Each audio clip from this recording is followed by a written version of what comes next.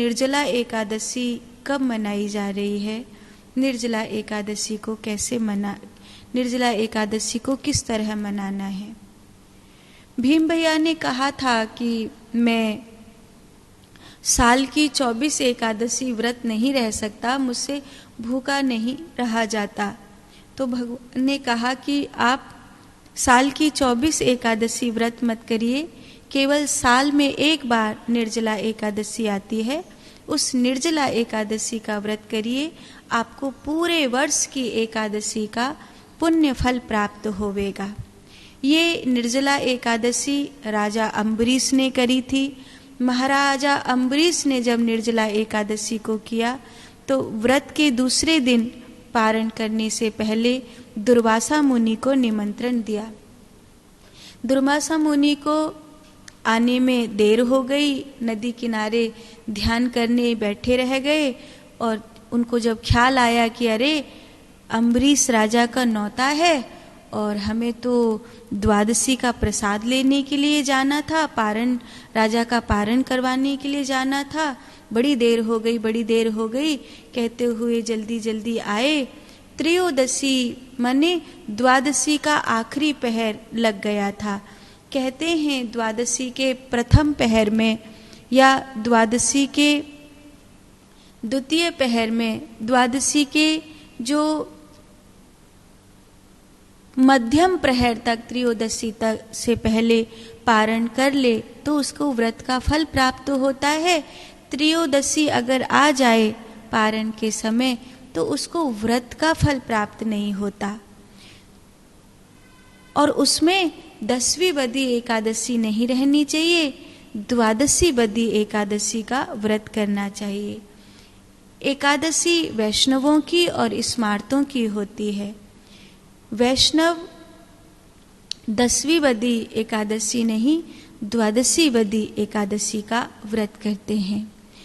विशेष रूप से जो दुर्वासा मुनि हैं वो क्रोधी संत के रूप में जाने जाते हैं।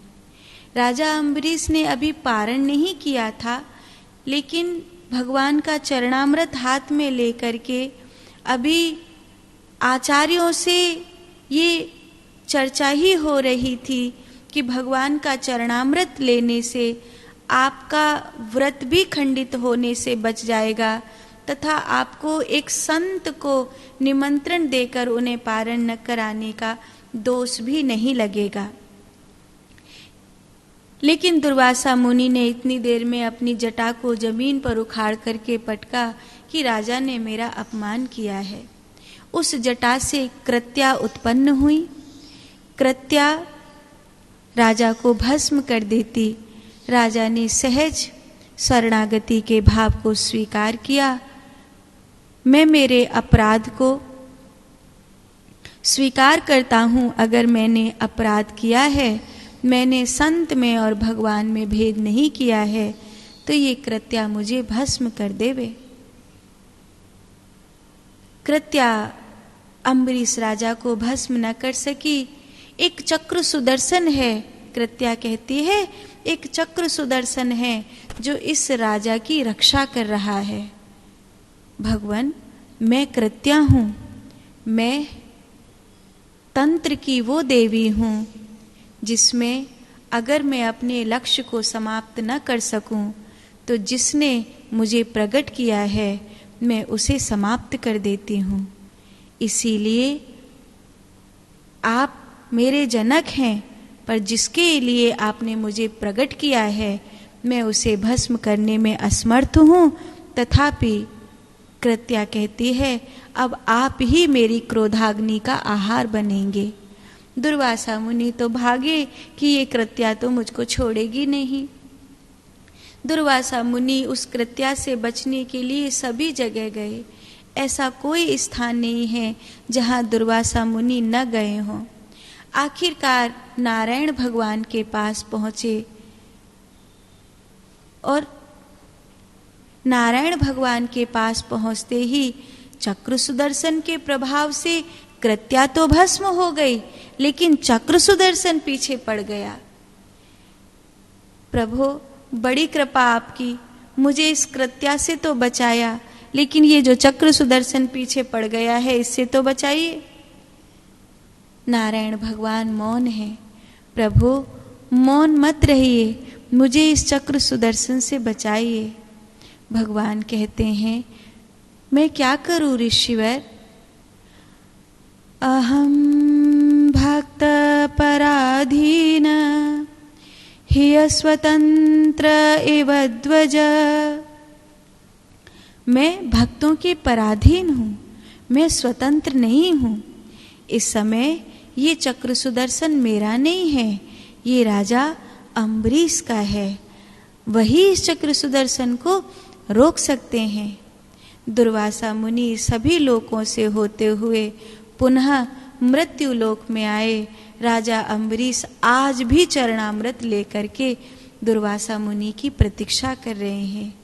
दूसरी निर्जला एकादशी आ गई है, वही साल भर बाद वही दिन आ गया है।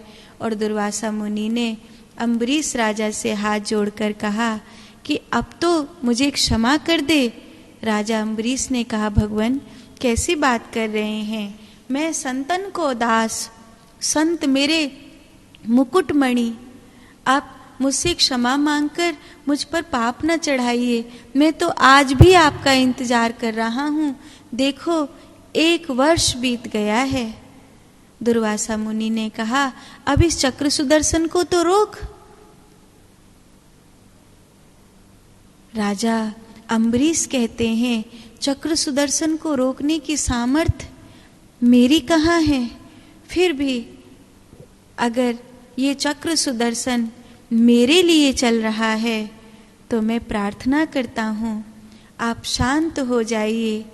अगर मैंने संतों में भगवान का दर्शन किया है तो आप भी संत की मर्यादा को रखते हुए अपने वेग को थाम लीजिए और यहाँ से चले जाइए। अम्बरीश राजा की प्रार्थना पर चक्र सुदर्शन शांत हो गए और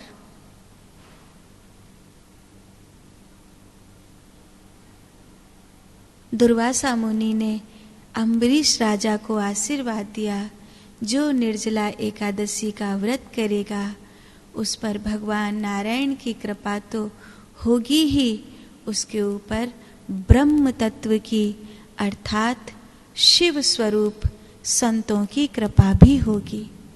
इसीलिए वैष्णव हो या सन्यासी हो, निर्जला एकादशी का व्रत सभी करते हैं।